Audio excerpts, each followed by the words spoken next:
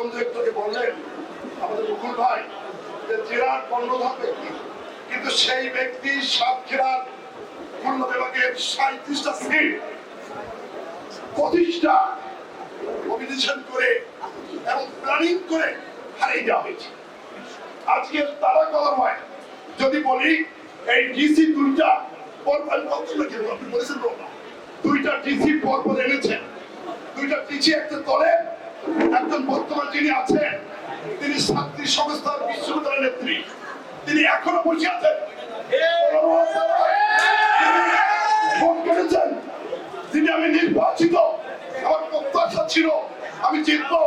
ওই cabinet secretary DC তারা করবার ছিল এবং সাতক্ষীরা অন্যগুলা এবং খুলনা বিভাগে 25টা সিট হাইজ্যাক করে নিয়ে গেছে। আমি মুকুল ভাই বলেছেন বলে বললাম আমি এই লোকটি আমরা ঘৃণা করি। পরের দিন ওই দিন সাসপেন্ড হয়েছে, দুইজন কেউ প্রত্যাহার হয়েছে, অনেক মানুষ প্রত্যাহার হয়েছে। আজকে তাই আমরা বলতে চাই নিরপেক্ষ ভোটের কথা বলে যদি বলেন, সুনামের কথা বলেন, ওই লোকটা ওনার সাতক্ষীরার মাটিতে অবাঞ্ছিত ঘোষণা করা উচিত। অবিলম্বে সাতক্ষীরা ছাড়তে হবে।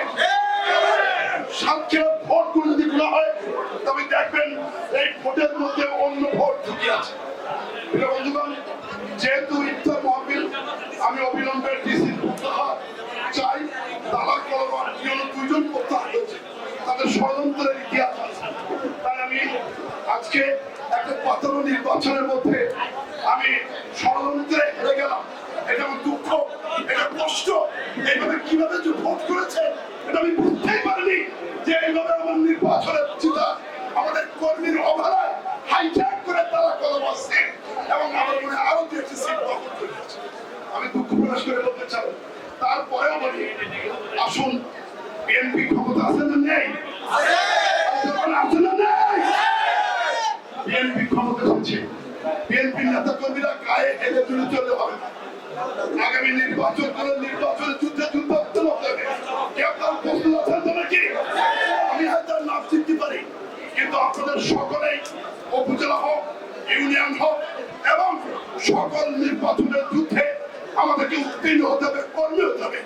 আমাদের হাইজ্যাক দিলে বলেছি, আর কোনো হাইজ্যাক তারা ৭৭টা ইউনিয়ন যেন কেউ হাইজ্যাক না করতে পারে। এই হোক আজকের ইফতারের অনুষ্ঠানের আমাদের সকলের অধিকার। আসসালামু আলাইকুম।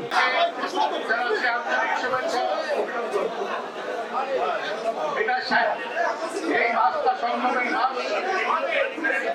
আপনারা জানেন একটা নির্বাচন হয়ে গেছে। নির্বাচনের সবাই কিছুটা মনোমালিন্য, মত পার্থক্য, ভুল বোঝাবুঝি থাকতে পারে।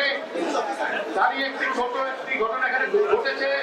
আমি সবার পক্ষ থেকে আপনাদের কাছে মাপ চাচ্ছি যাতে আমাদের এই ইফতার পার্টিটা সুন্দরভাবে হয়।